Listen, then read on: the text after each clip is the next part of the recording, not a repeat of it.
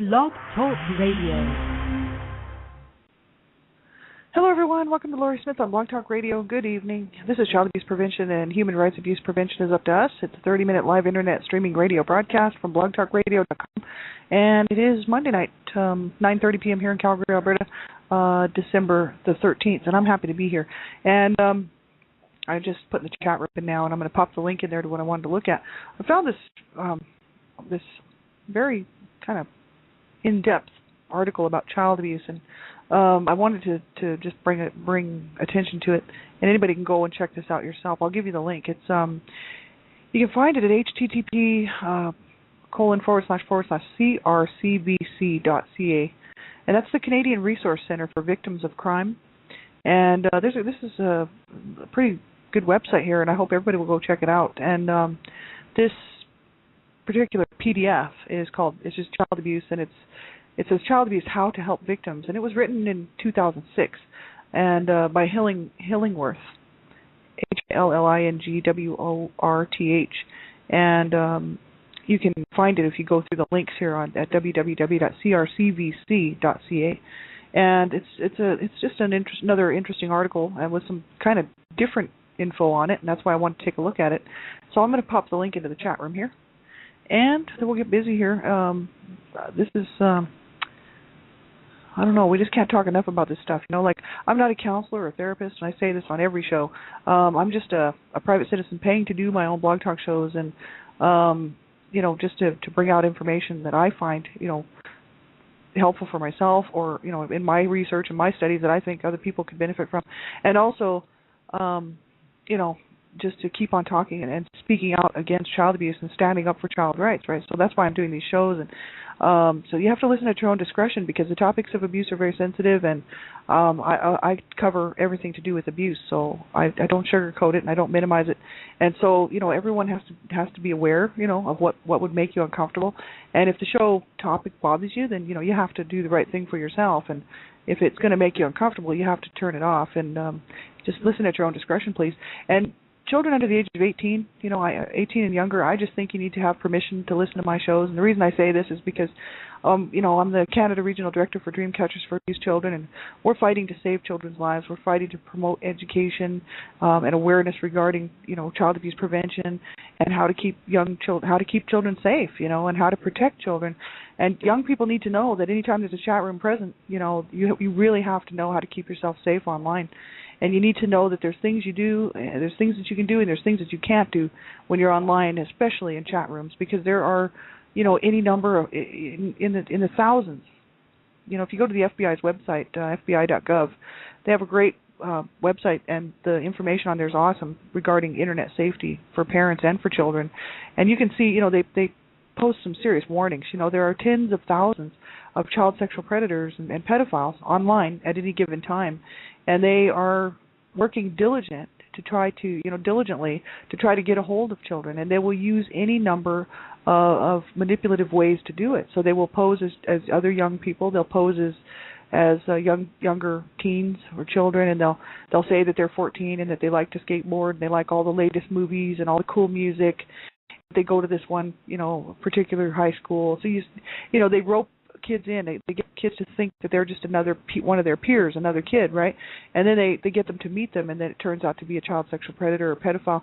And you do not want to be a victim of a child sexual predator or a pedophile, and you don't want your friends to be either. So I ask everyone under the age of 18 to have permission to listen to my advice from a parent, caregiver, guardian, someone in your life who cares about what you're doing. And I hope and pray you have someone in your life that does care, because so many times children don't.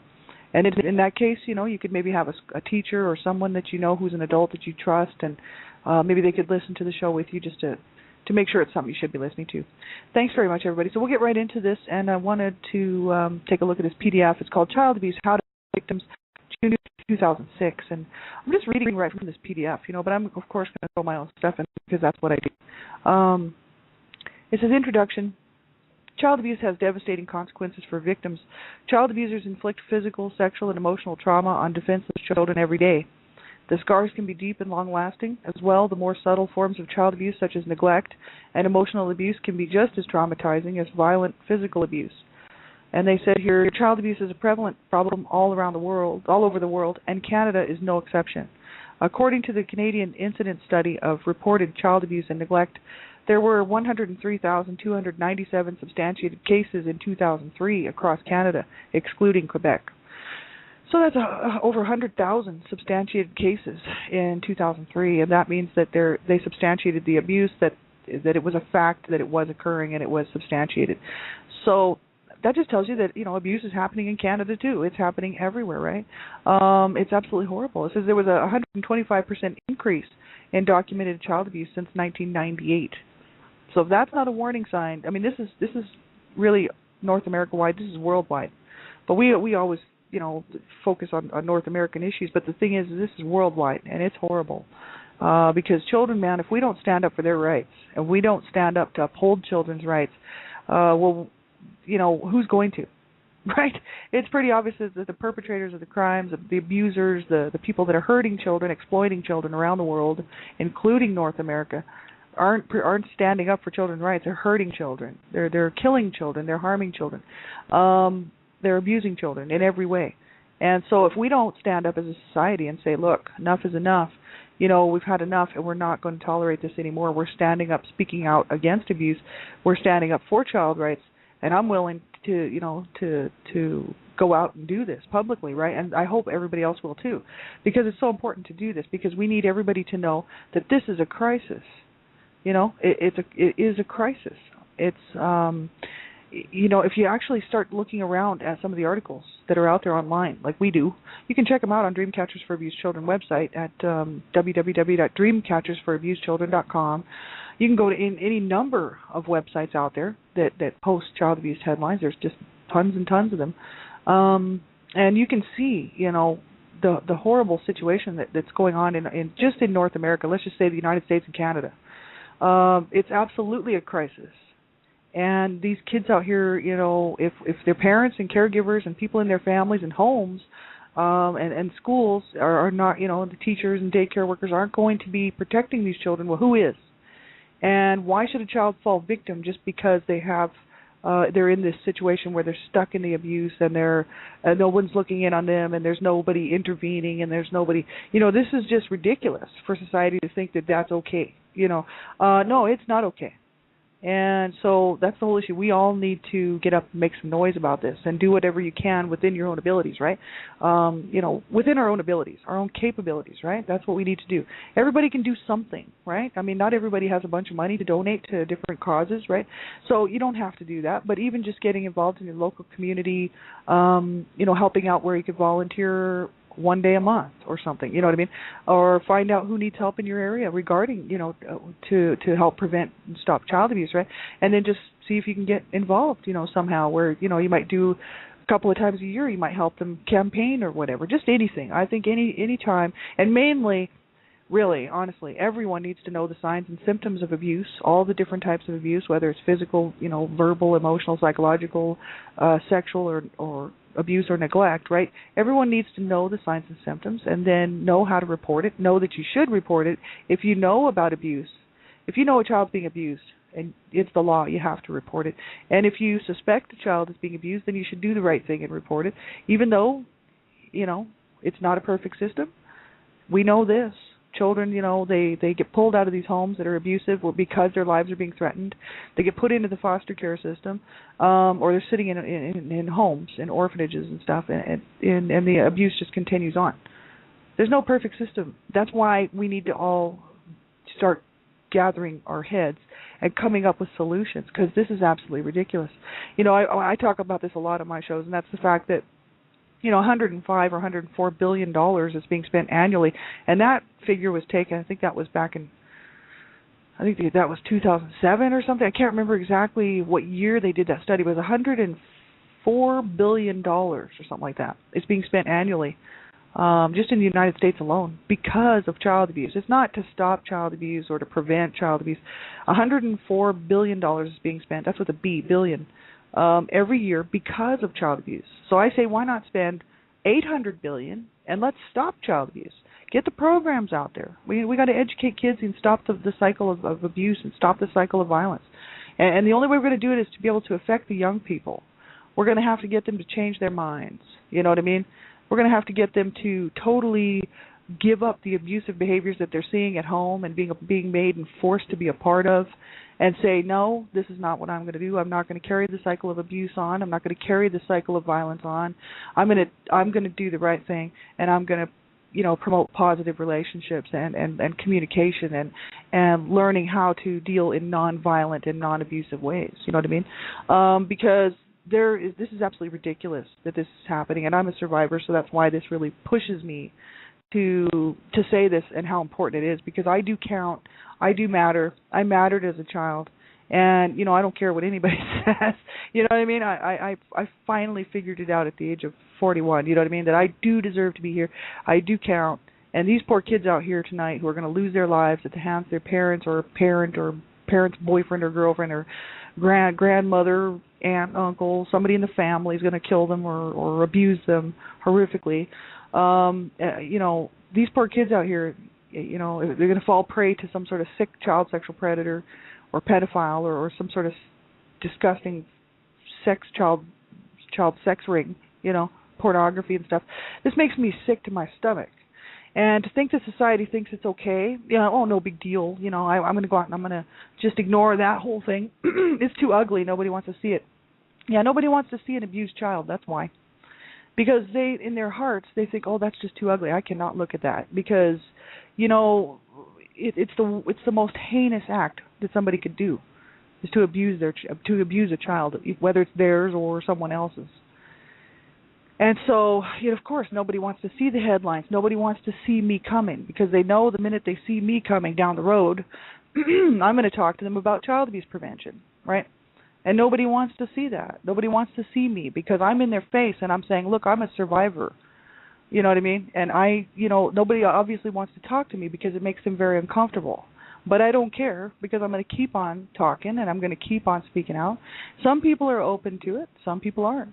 And, eventually we'll be able to, to wake up enough people to realize that, hey, this has got to stop. And the only way it's going to stop is if we do it. It's going to have to be this generation. Why not? That's what I say. Why not? Let's just let this be this generation, Why not? Why do we have to keep pushing this off for another generation and another generation? I'll leave it up to somebody else.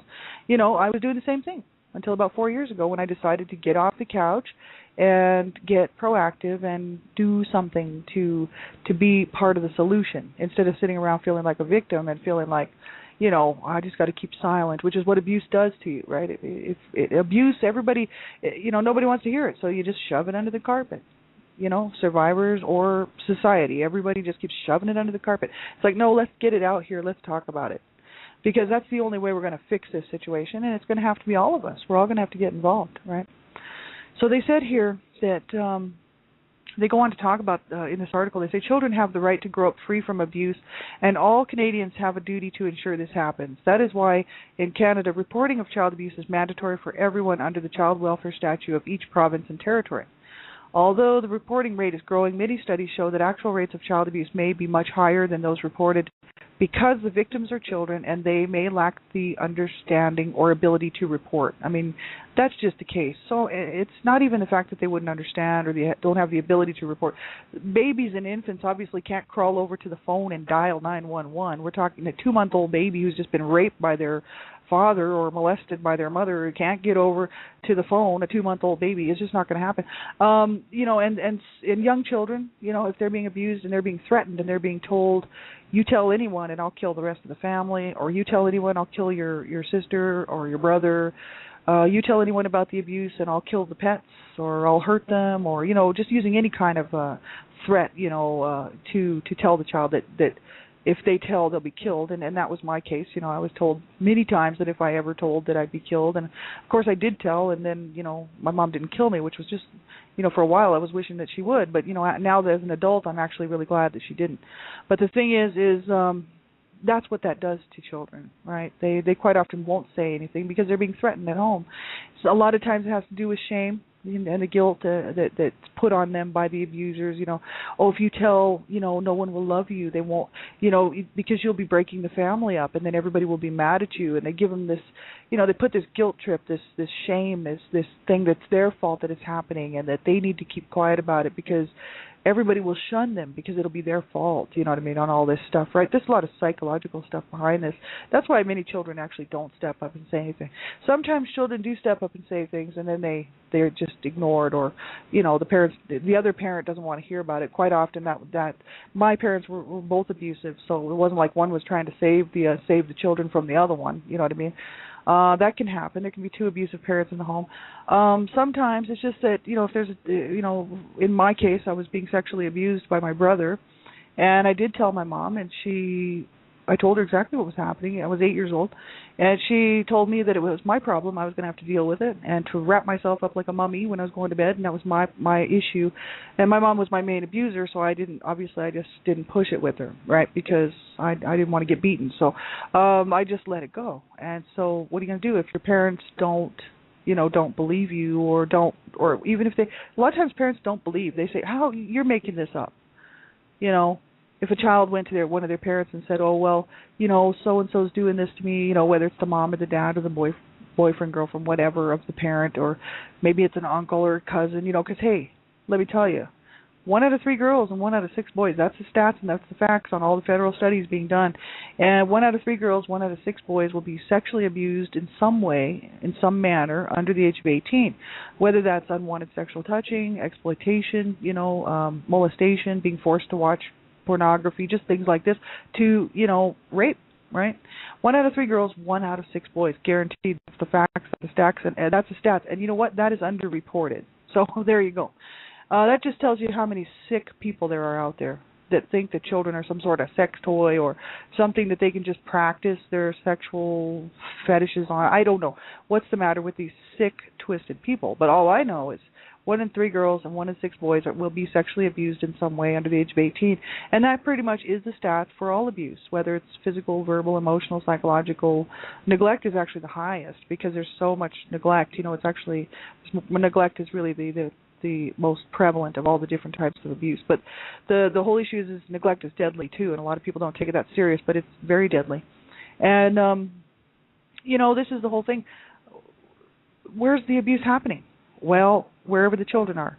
So 90 to 95% of abuse is happening within the home, and this is the information that the governments are putting out, the studies, right? So it's happening within the homes. So I know that I was sexually abused at home, you know. So there you go. And it happens. It's generally somebody that the child knows, because it's somebody who has access to the child. You got to think about this. People just need to wake up and smell the coffee. Where a child is being abused, where's the child at? Are they at home? Are they at the daycare? Are they at somebody's house being watched by somebody while the parents work? That's where the abuse will be taking place. If they're out in the front yard and a child sexual predator gets a hold of them, that's where the abuse is, well, even if it's another child, right? That's where the abuse will be taking place. It's wherever the child is. 90 to 95% of that is within the home. So see, if people don't want to even look within their own homes and take responsibility and say, as parents, and say, wow, you know, we got to make sure we protect our children, because it's not really stranger danger, you know what I mean? I mean, stranger danger is important to kind of, you know, teach your children all the stranger danger stuff too. I wish my mom would have been looking out for me, because I was almost kidnapped 5 times. And so I know all about stranger danger, right? Even as an adult, I've been nearly assaulted a few times. So that's the whole issue. I was. But the whole issue is that I'm very lucky to be here. And so people don't quite, I think it's such a joke. Like people just, I don't know, it's because they can't see what I've experienced, and they can't see what I've been through. So they look at me like I'm a joke, but actually it's like if you could go inside my mind and actually have my memories imprinted into your mind, you know, just like that, in a sort of like a machine that would just transfer my memories and what happened to me into somebody else's mind, I think that it would blow their mind. It would absolutely blow their mind. Parents don't take this stuff serious enough.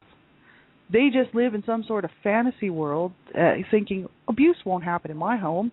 Abuse doesn't happen with our family. Abuse doesn't even happen on our street.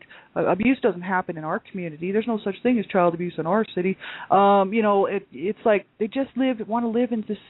And I understand why they want to live in this pretend world, because to face the reality of it, it really sucks. You know what I mean? Because it's like, oh, okay, it's not so great, you know. It's the fact that, you know, denial won't get you anywhere, and neither will fear. but education will get you a long way. You know what I mean? Educate your children and educate yourself on how to protect yourself and how to protect your children, and that your children can actually, in fact, be part of that whole proactive, stuff at age-appropriate levels to protect themselves. I wish my mom would have told me to say no. You know what I mean? I had various people, I had a lot of unwanted sexual touching as a child from various people. And, I wish my mom would have told me that, when somebody touches you or asks you to do something that makes you uncomfortable, you say no and you come tell me. But see, my mom was my main abuser, so she was trying to kill me most of the time, so it really didn't matter to her. You know what I mean? This is what a lot of people fail to sort of see, that this sort of stuff happens to children, and even within what people would consider good homes. Even though my home was not considered a good home, CPS was. The social services were already involved for a couple of years in my case. But the whole issue is that even in these homes that are considered to be good homes, you cannot just assume that this doesn't happen, because 1 in 3 girls and 1 in 6 boys will be sexually abused under the age of 18. Now, that's a hard fact to look at, and that's what we're trying to do. That's what I'm trying to do as a survivor, and as well as just a person who cares about children and doesn't want to see another child have to go through this, you know what I mean, and have to suffer, because so many children have suffered so much worse than I did. And I can't, I had a hard time staying alive in my situation, so I can imagine what these poor kids are going through. You know what I mean? And I sit here and I put myself in their shoes and I say, oh my God, this is a crisis. We got to stop this. We have to do something, we have to raise our voices and stop with the shame. And, the shame doesn't belong to us. It belongs to the abusers. But so many people have a hard time saying stop child abuse. I noticed that, it's almost like they can't spit the words out. And it's because it's so heinous, and we've been taught to keep it silent. So it's like, as a society, we've been taught to keep it silent. Now that is crap. That is garbage. And I'm telling you, we don't need 1 month a year of child abuse prevention, in North America or in the United States. We need every day to be Child Abuse Prevention Day, 365 days a year. You know what I mean? This is how serious this is, but I guess, according to so many people, children's lives are expendable, and we can just do away with however many we need to, so the parents kill them. Oh, well, they'll just do a couple of years in prison and no big deal. Get off for good behavior. They can go out and pop out some more kids and kill them too, or somebody else's. This seems to be the attitude, right? It's just no big deal. And after the child's killed and murdered or in the hospital due to the abuse that they suffered, and they end up, being put into care, foster care and whatnot, and into the system, do we ever hear about these kids again? Absolutely not. Nobody gives a crap. Nobody cares. But we see a whole lot of garbage on there. Stupid perpetrators, which is generally their parents or some sort of psychotic relative, who's crying for mercy. Oh, well, what about me? It's like, who cares about you? You know what I mean? Look what you have done to your child. Look what you have done to that child, or your children, or those children. Punishment does not fit the crime. And there's so much work to be done that most people would rather turn a blind eye. Because it's like, okay, it's too big of a problem, so we're just going to ignore it. Well, isn't that just great? You know what I mean? Kids, their lives are irreplaceable. You know what I mean? When a child loses their life, and they're murdered at the hands of their parents and caregivers or some sick person, so I don't want to call them a person, a sick child sexual predator monster, that you can't get that life back. It's been stolen. It's been taken. They deserve to go up the river for a long, I think for life. Any time that a child is killed or murdered at the hands of a parent, caregiver, or some sort of child sexual predator, it should just be mandatory life plus 1,000 years, never to get out ever again. Because these people, can you imagine with what evil intent in their heart that they would have to rape and kill their 2-month-old baby or 2-week-old baby? Or suffocate their children, drown them in the bathtubs, beat on them till they're dead. Any number of horrific things that parents do to their children. And, we got to sit and watch them cry and, get all upset because they get sentenced and found guilty. And then we got to, where's the child? Nobody even cares about the child. The children. This is what society's got to take a different approach and start taking a different look at the way they feel about children. See, everybody has a relationship with the adults. The adults have a relationship with the adults. So that's the whole issue. Nobody cares about the kids. It's like, oh well, so there's another kid dead. Oh well, that's no big deal. It's got to change. We have to start caring about children. They are our future. They are the future of this country. They're the future of Canada. They're the future of the world, of the United States. We have to actually let them know that we do care, and that we do want to see change, and that we do want to see, these numbers go down, down, down. Like, no child deserves to be treated like that. And I just, it breaks my heart to think about what's going on right now out there that we can't even stop. You know what I mean? And so many children will lose tonight, because, they're going to fall through the cracks. No one's going to make the call, or nobody will know about it. And it's just absolutely horrific. So this PDF here is just awesome, and I hope you can find it through the links. Like, it's not, the actual PDF doesn't have a real link to it, but if you go to that website, the Canadian Resource Centre for Victims of Crime, that's www.crcvc.ca. There's resources and links and whatnot there, and you can probably go through there and find this actual article. It's just called Child Abuse, and it's a PDF, and it's just called Child Abuse, How to Help Victims. And that's what it's called. It's written by Hillingworth, and there's lots and lots of info here. And I think what we'll do is we'll pick this back up on Wednesday night, because they go through and they talk about, well, what is child abuse, right? All the different types of child abuse: physical abuse, sexual abuse, neglect, and whatnot. And they also go on. I like this article because they sort of tend to look at things a little bit differently. They have some facts and myths here, and which is important to sort of keep sort of learn, because there's a lot of myths surrounding child abuse. And I would say just really learn the signs and symptoms, and watch out for the kids in your own life, in your own home, and your neighbors. Like, watch out for your neighbors' kids too, because a lot of times those parents won't be watching out for their kids, and you could save a child's life. Like, this guy was walking off with me one time when I was 4 years old, and I think I was actually closer to 5. And this guy was walking off with me down the street. He was an older man, and he had white hair, and he looked okay. He looked like a grandpa type figure, and he had me by the hand, was walking off with me down the street out of my front yard, and this neighbor saw him, and she's like, "What are you doing?" And he's like, "Oh, I'm just going for a walk." And she's like, "Get away from that girl," you know what I mean? So my neighbor actually was the one that stepped in for me. See, but had she been just not paying attention, or because she lived across the street from me, so from our house, and she knew that there was just nobody looking out for the kids, you know what I mean? So I think she was probably keeping half an eyeball on us anyway. But the thing is it's, you could, how do you know? You could save a child's life just by paying attention and knowing the signs and symptoms, knowing what to look for, knowing what vulnerable children look like. What does a vulnerable child look like? Well, I can spot them a mile away, because I used to be one. And so, I used to, my mom and my sister would go to Vegas, and I remember being 10 years old, and they gave me, I think they gave me $10. They said, "Bye, see you for the day." So I was out running around downtown Vegas by myself, being propositioned as a child prostitute. And this is the thing. It's not funny. A lot of parents will not look after their children, and that's how children get snatched. That's how children get kidnapped and taken. And you have to. We should be the eyes and the ears for all children. We should care enough to do that for them, you know what I mean? To look out for them. And if you know or suspect abuse, man, you make the phone call. It's really it's the right thing to do. And if you know about it, it's the law.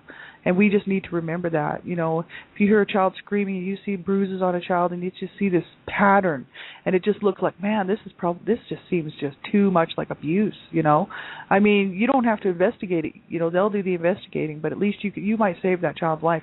They might end up in another foster care, but you could save their life. Look at all these babies out here who get killed every day, you know what I mean, just because nobody makes the call. And better to take their chances somewhere else than to be killed, you know what I mean, and have no chance, period, right?